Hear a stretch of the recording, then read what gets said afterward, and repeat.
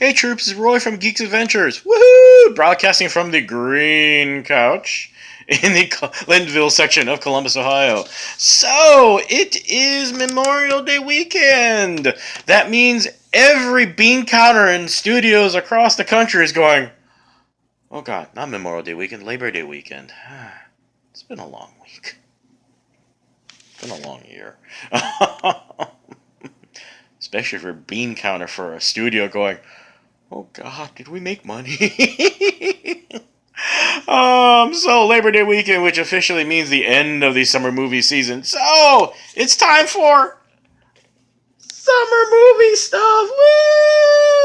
Woo! In some ways, one of the more boring posts because talking about movies, what made money, what did well, trends, that kind of junk. On the other hand, it's also a chance to kind of figure out, oh boy, does this mean more tentpole crap? So, here we go. First thing to talk about, which unfortunately has been kind of freaking out the industry for the last, 5 years, 6 years, is the fact that giants are taking over the business. To call it tentpole films is a gross understatement of what they do. It's like having a giant redwood plopped in the middle of your backyard, sucking the life out of everything. Okay, it's not quite that bad. It doesn't suck the life out of everything. Just kind of feels that way. Films like Incredibles 2, films like Jurassic World, and of course, the big elephant in the room, the $2 billion blockbuster that is making Disney go, it's a good thing we made all the dang movies so we can pay for Fox. That's kind of the frightening thing that is happening is that it's kind of like sports. Either you have this $20 bajillion contract or you're making a league minimum.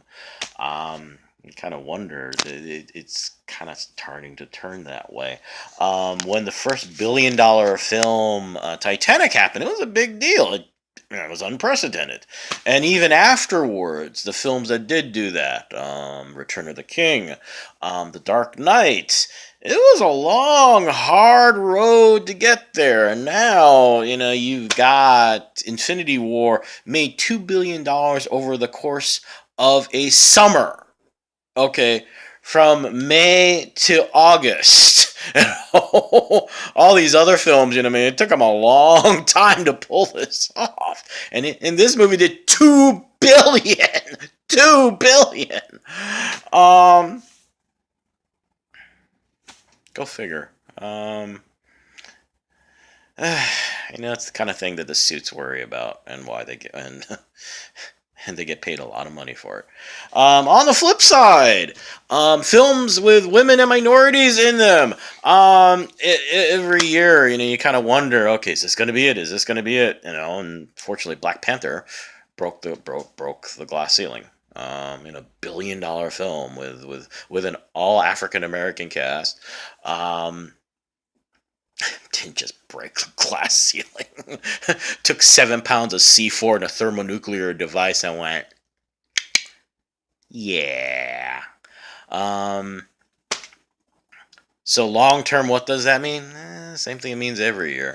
Every year something like Straight Outta Compton. Excuse me. Wow, my finger just wandered all over the place. Sorry. Films like Straight Outta Compton or Devil's Wear Prada, they create a little blip in films, and you wonder, okay, are finally executives finally realize, oh, we can make money other things besides just an all white male cast. Yay. Insert any other sarcastic jokes you want to, sarcastic or pointed or scathing remarks right here. Good news is this summer, Ocean's 8, Hotel Artemis, Crazy Rich Asians right now, kind of blowing stuff up. Mamma Mia, an Equalizer 2. Okay, Equalizer 2, not so much, but in general, all did okay. So what does this mean? The bad news is it's not like we're gonna start seeing all of a sudden giant. Let's be frank here. The industry is still designed to basically push. You know what it's designed to push. All right. Just look, just look at the films that have been doing exceptionally well. They've been making a ton of money. Films like Black Panther and Wonder Woman are the exception that prove the rule. So it'll be interesting to see what happens long term. Baby steps, right? On much lighter topics, The Rock, Dwayne Johnson. So Jumanji, woo, Rampage, not bad. Skyscraper didn't totally bomb like a certain other film that we'll be talking about later. But Skyscraper just kind of went. And a reminder that let's see, back in the day during gladiatorial periods, I guess when the gladiators were doing the little victory lap on their chariots, they would have a slave that would whisper into the air, "Remember, thou art mortal. Remember, thou art mortal." Right now, Dwayne's agent is doing the same thing, going, "It happens." Does this mean, please, he survived a tooth fairy, so he'll be fine. But I'm sorry I did it again. Dear Lord, I am so sorry.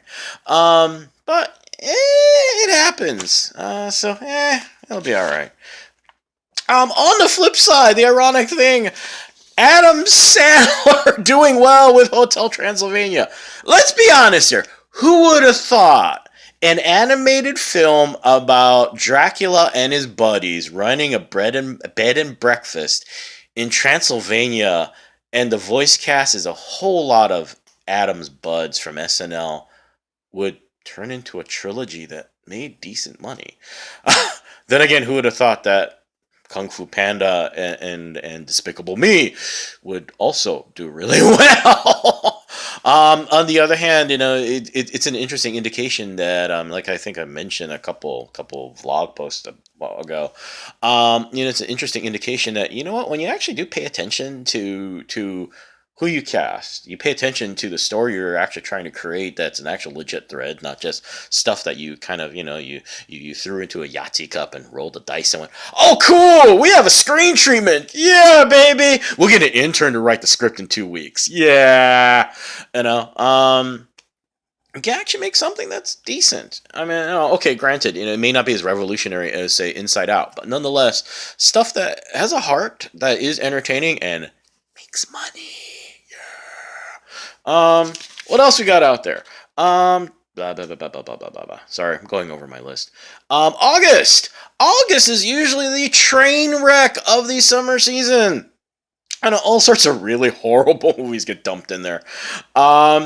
Which leads to really horrific box office. This year, I mean, there is no giant mega film that's going to make $500 million. But let's see, Crazy Rich Asians, Christopher Robin, and The Meg, the film that looked like it should have been on Sci-Fi Channel for Shark Week, doing really well. Also, all three receiving, even The Meg got, not spectacular, but reviewers going, it's The Meg, about a giant shark. It's got Jason Statham in it. What more do you want in August? So overall, and the last thing, and the other giant gorilla in the room, Star Wars Solo. Wow, talk about divisive film. Like The Last Jedi, either people going, or people going, you need to lighten up. It wasn't that bad. Actually, it was kind of cool. What does that mean to the Star Wars franchise? That's the multi-billion-dollar question. Unlike Warner Brothers, who would have thrown a giant panic fit at this point and would have started busting out torches everywhere to kind of burn everything down, things are still kind of, at least officially, are. Let's calm down. It's just one movie that we paid a lot of money for the entire franchise for.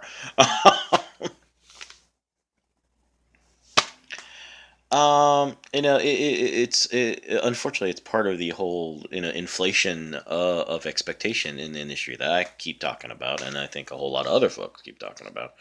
The idea that wow, you make $1 billion for a film, and all of a sudden people are going, it's not quite meeting expectations. Now, in the case of something like Infinity War, where your budget with marketing is pretty dang close.